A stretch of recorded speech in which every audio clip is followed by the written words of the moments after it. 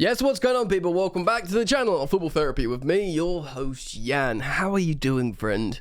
Are you doing well? I hope you're doing well. I really do hope that. Welcome back to Chelsea News, of course. The daily series here on Football Therapy, where I reflect what's being said about Chelsea or anything related to Chelsea, giving you my opinion, more importantly, asking for yours. We've got the Here We Ruddy Go, ladies and gentlemen, from Fabrizio Romano, the transfer guru, who's being a little bit tentative about it for a while regarding Christopher Nkunku, saying, you know, there's pre-agreement. But he's said those words on his YouTube channel. Here we go. Christopher Nkunku will be a Chelsea player. And we're going to talk about what that means, how he's going to fit into the team, and get it all tingly and excited and look at his statistics, because I know a lot of you enjoy that. Also, Romelu Lukaku is Inter going to sign him for a second season. He had that horrendous performance off the bench for Belgium, seeing Belgium. He has missed 4 sitters, even made a block for the opposition team. We're going to get into that as well. Settle in, get comfortable, please. Drop a like if you want to support the content. Thank you to everyone who does. You're welcome to subscribe. And this video is brought to you by OneFootball. OneFootball is a totally free application, so no outlay for you, only enjoyment. It gives you everything you need regarding football, statistics, lineups, results, everything. Everything you want, you'd want in essentially from a football match or knowing about football. You can also hear about transfer stories, any big stories in football, really. It's free. It's the best one out there. And all you need to do is click the link in the top of the description. Check it out. Go enjoy yourself. Okay, cool. Welcome back to the studio. I will be citing an article today from the Daily Mail, but it's relevant because Inter Milan are in talks to extend Romelu Lukaku's move for another season, with Chelsea not interested in their 97.5 million flop returning.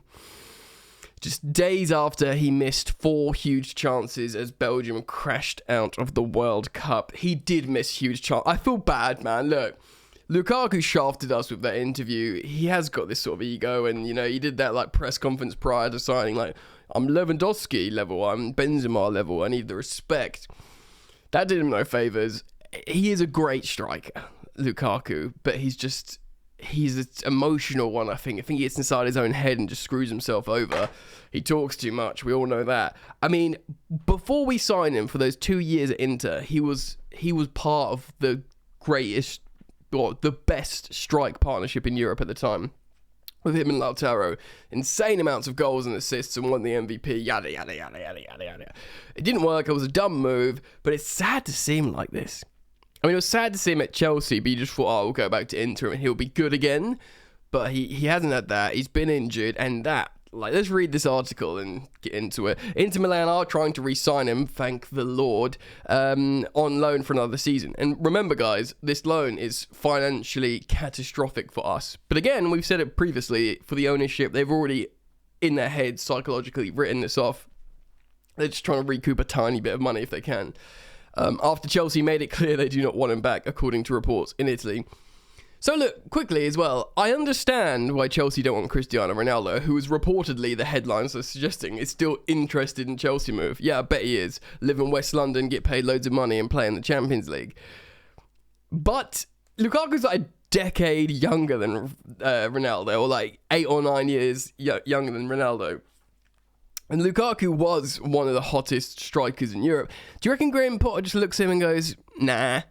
He probably does. He probably wants a mobile, pressing, whatever, confident forward, and maybe not as big and lump-like. I would think that. But if you said to Graham Potter, who would you prefer, Ronaldo or Lukaku? I think you'd have to say Lukaku, because he likes transitional football. Potter, playing vertical passes through the lines. Lukaku loves turning into that. So, sweeping away the narrative for just a second and looking at his body of work and what he's done well, you'd think maybe Potter might consider it. I don't think it would go down too well with the Chelsea fans, to be honest. But anyway, the Belgian striker joined Chelsea from Inter for basically £98 million, the 7th biggest transfer of all time, but endured a disappointing first season. Yes, he scored 7 Premier League goals. He did score the 2 goals in the Club World Cup that essentially saw us win the only trophy we haven't won. So, tiny legacy there. As reported by Gazzetta dello Sport, Graham Potter's side are not interested in Lukaku returning. The 29-year-old, for his part, is believed to be keen to stay at the San Siro and is not considering a move to any other club. Yeah, he bloody loves Inter. We know that much. We done a whole freaking interview on it. The news comes just days after a half-fit Lukaku missed 4 huge chances and they crashed out of the World Cup. Yeah, and it was sad to see, man. Like, he was in tears to Thierry Henry. It was really, unpleasant to see. Like, you laugh at me if you want, man, but this, these are real people. The 104 cap international, the country's all-time record goal scorer, replaced Dries Mertens at halftime, squandered 4 presentable opportunities when a goal would have sent them through to the last 16 of against their opponents. Yeah, fuck, man. Oops, sorry for swearing. Lukaku has only played 5 matches in all competitions for the Nerazzurri this season, scoring twice due to a persistent ankle and hamstring problems. Look, so, yeah, Lukaku. We are going to have to loan him back for another season, which will take him into his 30s. They might buy him for, like, very little if he scores a lot of goals again. So he scores or picks up form and scores, like, every other game or a bit more than that. No, they might pay 30 million for him. The loss is catastrophic. I don't know if we are, but we're possibly paying some of his wages. I know he's taken a wage reduction to go back, which is, sort of, I was going to say good of him, but I'm not going to say that. So he's taken a wage reduction. Hopefully we're not paying a part of his wages. I don't know, man. It's a shame that what could have been, but it's not even the missing chances and playing badly. It's just like the attitude and the ego that, if he was scoring all those goals constantly, and scored that opener against Arsenal when he came, yes, ride the ego, wear the ego. But when you're so, you can drop form like this all the time, and you need to be a bit more humble and work hard and whatever. The ego doesn't suit him well. Do you know what I mean? Anyway, let's move on from Lukaku and talk about another forward. So, Christopher Nkunku, RB Leipzig's and France international, attacking midfielder, winger, striker, auxiliary, versatile forward, 25 years old, is coming to Chelsea. Of course, he's got a release clause in the summer, but Chelsea did some negotiating with RB Leipzig to ensure he comes to Chelsea. The players agreed a contract with Chelsea. The Chelsea have agreed a transfer with Leipzig. And although he was a bit tentative about it at the time, Fabrizio Romano's clearly got some more information since, or affirmations for the France forward, and he says it's a here we go. So that means Christopher Nkunku will join Chelsea. He's going to be Chelsea's next superstar attacker signing. Of course, we might still do business next month, which is stuff we're going to cover here on the channel. Make sure you turn the bell on when you subscribe to this channel to keep up with all that.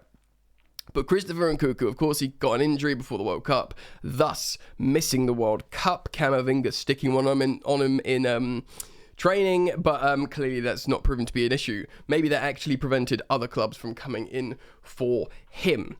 Now, this is, lots of you might be thinking, Timo Werner, all the, look, we've got a proper centre forward in the aforementioned Romelu Lukaku that didn't work. We will need mobility and interchanging. This is the exact kind of player Christopher Nkunku is. We'll need someone to create chances for him. He creates chances as well. He gets a lot of assists, certainly did last season.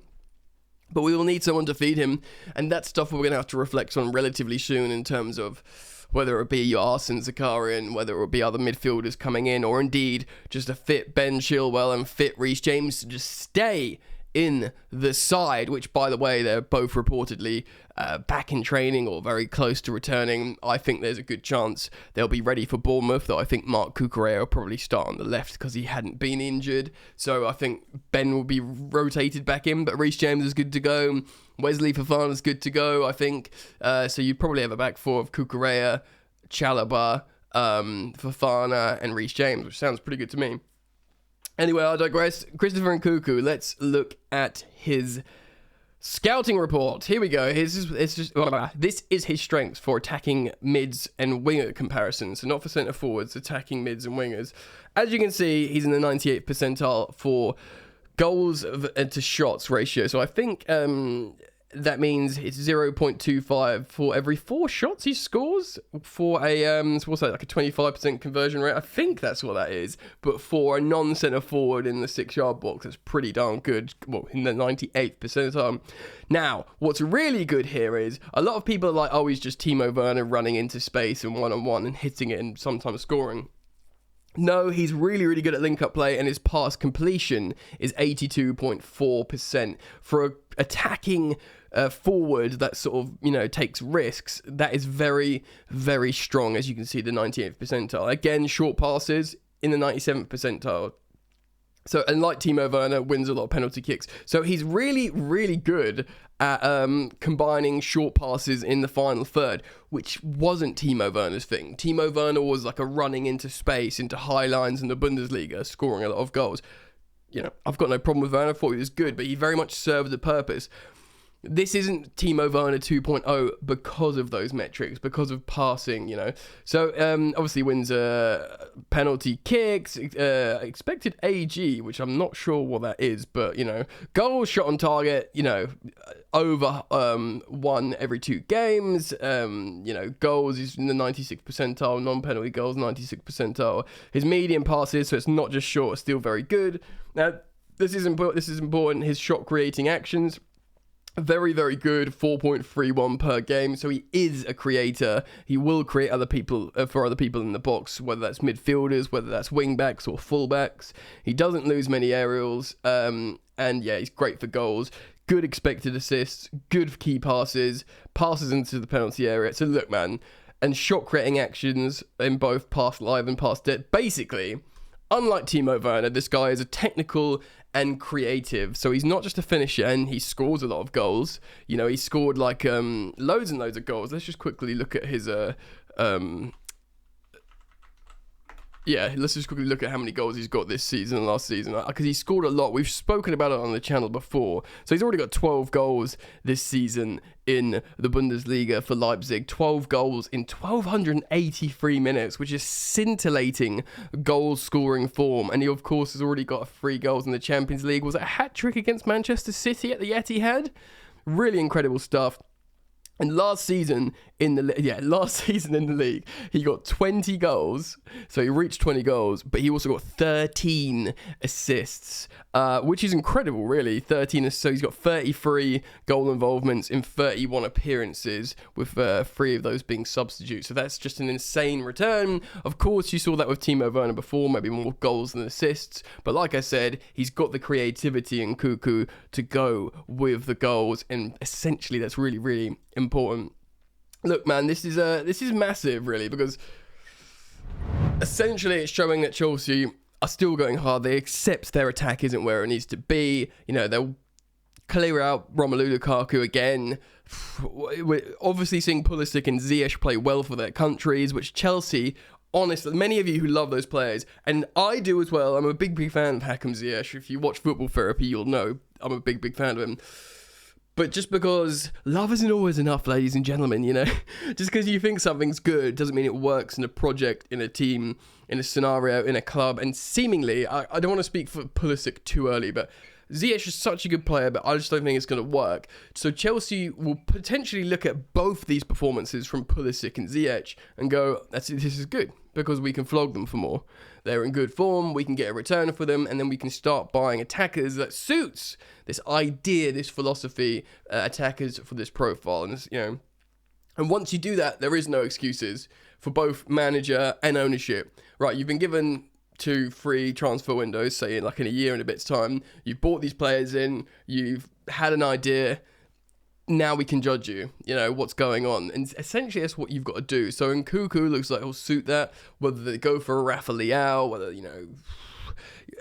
whoever that's going to be, of course, a lot of people want Rafa Leao, the Portuguese Milan winger. He's built like a centre forward, yet he plays out on the wing. He's very, very tricky.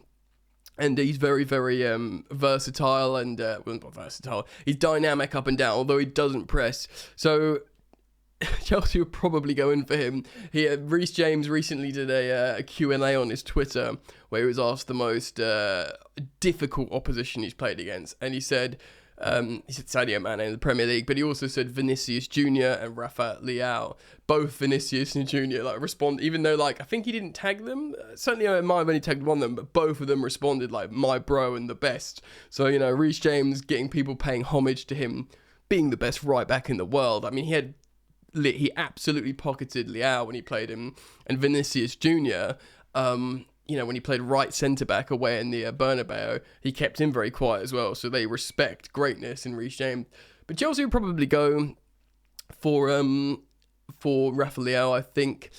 Even though I do worry about him in the Premier League, he's that wild card in terms of he will dribble through people, and we haven't had that wild card since Hazard. We wanted Pulisic to be it. We've kind of got it with Ziyech, but it's more passing than dribbling, making little audacious passes, but we can't find a system that works for him.